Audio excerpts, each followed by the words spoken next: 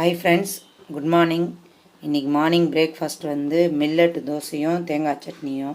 Millet தோசையில் வந்து தாளித்து செய்ய போகிறேன். அது கடாய் வச்சாச்சு, ஆயில் ஊற்றியாச்சு. இப்போ அதில் கடுகு போட்டுக்கலாம். கடலைப்பருப்பு உளுத்தம்பருப்பு ஆட் பண்ணிக்கலாம், 2 ஸ்பூனு. கடலைப்பருப்பு உளுத்தம்பருப்பு நல்லா வதங்கட்டும்.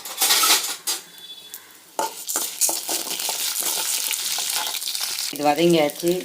இதில் வந்து 2 வெங்காயம், ஒரு பிடி கொத்தமல்லி, கொஞ்சம் கருவேப்பிலை, ஒரு குட்டி குட்டியாக கட் பண்ணி வச்சுக்கிற பச்சை மிளகாய் ஆட் பண்ணிக்கலாம்.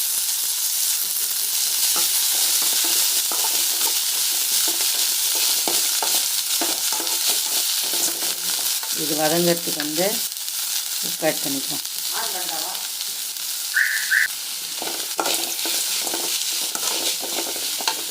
தேவையான மாவெல்லாம் ஆட் பண்ணிக்கலாம். 1 கப்பு ராகி மாவு,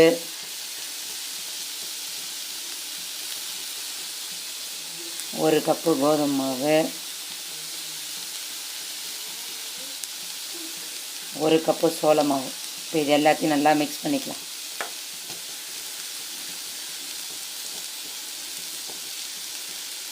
இதிலே வந்து கொஞ்சம் கருப்பு உளுந்து மாவு இருக்குது, அதையும் ஆட் பண்ணிக்கலாம். கருப்பு உளுந்து மாவு ஆட் பண்ணியாச்சு.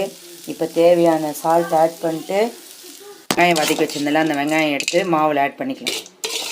ஆட் பண்ணி இப்போ இது கலந்துக்கலாம். தண்ணி மாவோடு அந்த வெங்காயம் எல்லாத்தையும் மிக்ஸ் பண்ணியாச்சு. இப்போ இது தண்ணி ஊற்றி கலக்கலாம். இதில் நல்லா தண்ணி ஊற்றி மிக்ஸ் பண்ணி தோசை மாவு பதத்துக்கு கலந்துக்கலாம். கலந்துட்டு தோசை ஒரு 10 நிமிஷம் வச்சு தோசை ஊற்றிடலாம். மில்லட் தோசை மாவு ரெடி ஆகிடுச்சு. இப்போ நம்ம அதை தோசை ஊற்றிக்கலாம். இப்போது மில்லட் தோசை ஊற்றிக்கலாம்.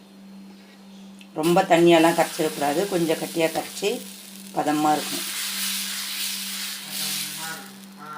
இப்போ இது மேலே ஆயில் ஊற்றிக்கலாம்.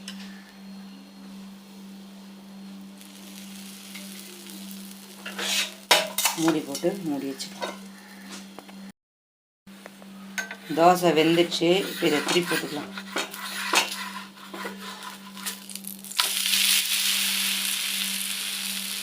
நல்லா சாஃப்டாக வந்துட்டு பாருங்கள். நீங்களும் இதை செஞ்சு பார்த்து எப்படி இருக்குதுன்னு எனக்கு கமெண்ட்ஸ் பண்ணுங்கள்.